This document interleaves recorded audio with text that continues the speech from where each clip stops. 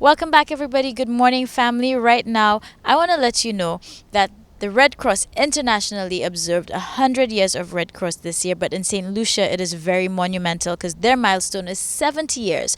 Now, you may recall earlier this year, we did feature some persons from the Red Cross, but right now, the movement is here, and something very special is about to happen with the Red Cross. So, let's find out more.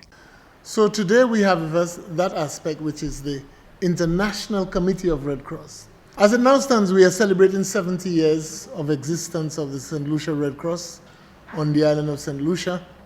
Born 1949, of course, after the Castries fire that gutted the Castries Basin.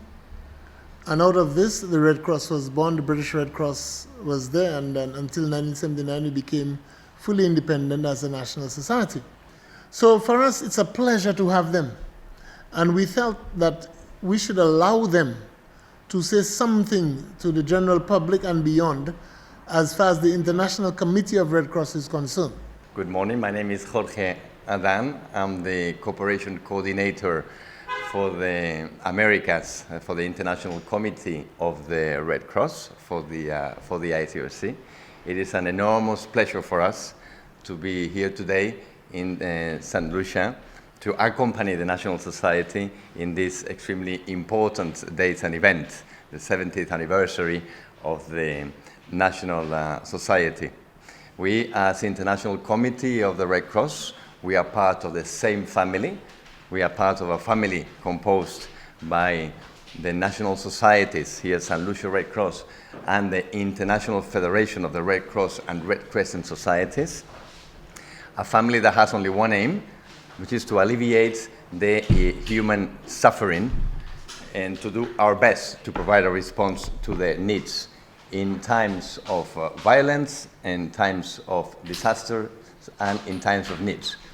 We as a family are united by one emblem, the emblem of the Red Cross. This is the emblem of humanity. And we are also united by the 7 fundamental principles of the Red Cross and Red Crescent in the world. Thanks a lot for the invitation. For us, it's a real pleasure to be here. As we said, we are a family. We have the Red Cross family, and we have the same principle we work to. And the fact for us to be invited to this celebration is an honor, is a privilege. And 70 years are the same years that is the anniversary also of the Geneva Convention, that are the famous rules of war. And it's not a coincidence, probably, that all these noble principles cross the ocean, and just 70 years exactly after the creation of the Geneva Convention, we are celebrating the 70 years of this national society. The International Committee of Red Cross is covering all the Caribbean from his delegation based in Panama, where we cover 14 states. And when my colleagues in Geneva said, you are covering the Caribbean, I always explain that the Caribbean is not one entity.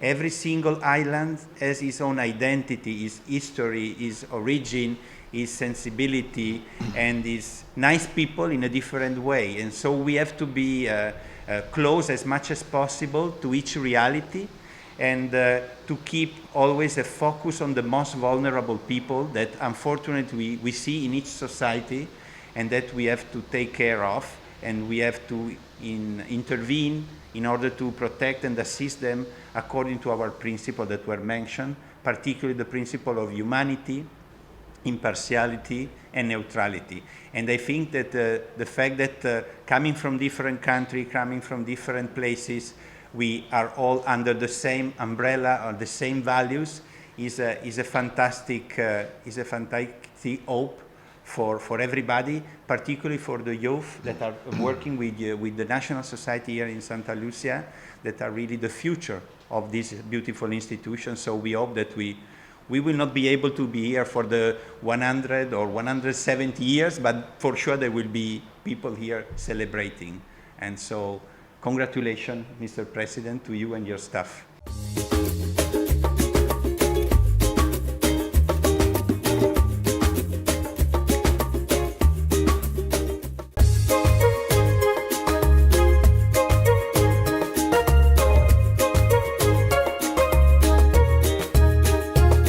Good morning to you, St. Lucia. Right now, I am in Rodney Bay on the Strip, but I'm here to let you know that Orlando's Restaurant and Bar has now decided to share the love right here in the North. So we are here for the official blessing, and this marks the official opening of the restaurants and bar. So let's go check out the vibes, the atmosphere, see what the feel is right now. Let's go. Speaking about sharing the love, we have some of the persons who are here for the launching, the official launch of Orlando's right here in Rodney Bay. So how are you feeling just about the entire experience and the feel for this location? I think it's excellent. I think the food is what I really like because Orlando uses a lot of local ingredients, and I think it's about the only restaurant on this Rodney Bay Strip that really caters to the local taste and not, imported stuff or European stuff, things like that. So I think it's really, really good, and it would be a very good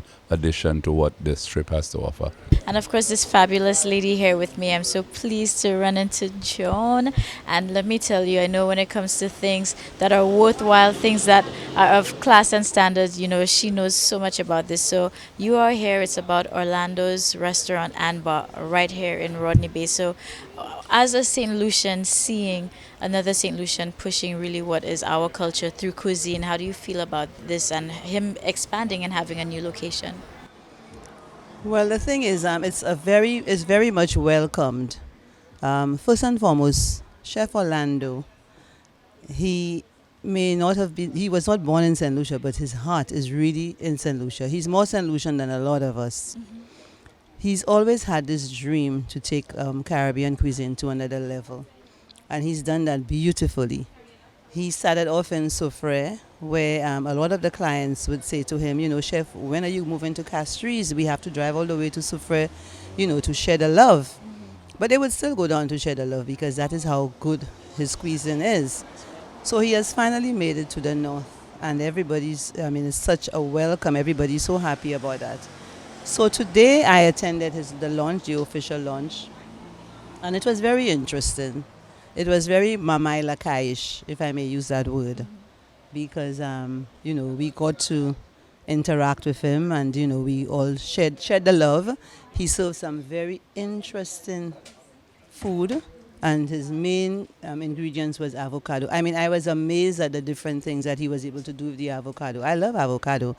And before I came here, I actually had avocado with breadfruit. But mine didn't taste anything like his. And the presentation was out of this world. So, here is an experience. As he always says, when he serves the food, when you come to eat at Chef Orlando, it is an experience. It's like, it is something to experience. And for the young, it is also something to experience. It will not be what the older people would experience, but certainly the young people would enjoy just as much. He does the most wonderful things with the food. So this time I managed to pull Janique because you know what? We are here to show and represent that Orlando's is for everyone and is for young, old. Anybody, once you have a passion or you're a foodie even, this is going to be the place if you want some authentic Caribbean St. Lucian food. So Janique, how are you feeling just about being here and your culinary, your experience this afternoon? I'm really happy to be here, actually. We have met with Orlando's before. He's a wonderful guy. He invited us here today. I love the decor of this restaurant. It's very Caribbean, very chic, and the vibe is right. The food, we've tasted the food. It's beautiful. Like, we had a breadfruit platter earlier with, avocado and fish, and it was just different from anything I've had here in St. Lucia so far. So I've loved the experience. I can't wait to come back and taste some more food. Now, as they say, you save the best for last. This is exactly what I did. So we have the main man here, Chef Orlando, and I'm so excited, of course, because you're sharing the love a little closer to the north. New branch open. New branch open and officially open, folks, and thank you so much for support. I think, like anything else in business, you take your time, you build your opportunities, and I think, we're now ready to sort of make it open to everybody else. We had a blessing today, and without a blessing, there's no opportunity. So I want to thank my pastor for coming down and giving us that official holy water blessing. A few of us here, the people who are here, we are thankful. You come down here. We're now in the Junior Creole moment. We are giving you a flavor of St. Lucia, a flavor of local. I've actually got a nice sample here for you as well. A breadfruit pie with some saltfish, some plantain, some love, and of course, So good. do you like some men are supposed to feed the ladies? So we sharing the love. Yeah, so I have to feed you. I mean, keep it simple. We can make it small, so we don't get to. Yes. Yeah.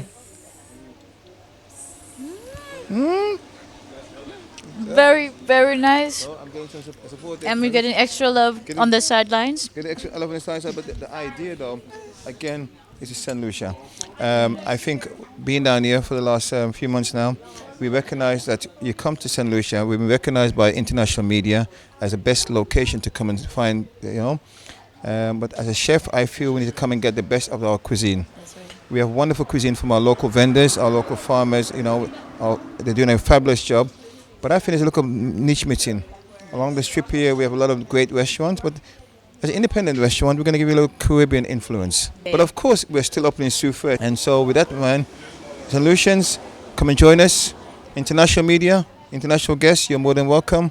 And of course, the whole idea is to come and share the love and experience the love of St. Lucia and Orlando's.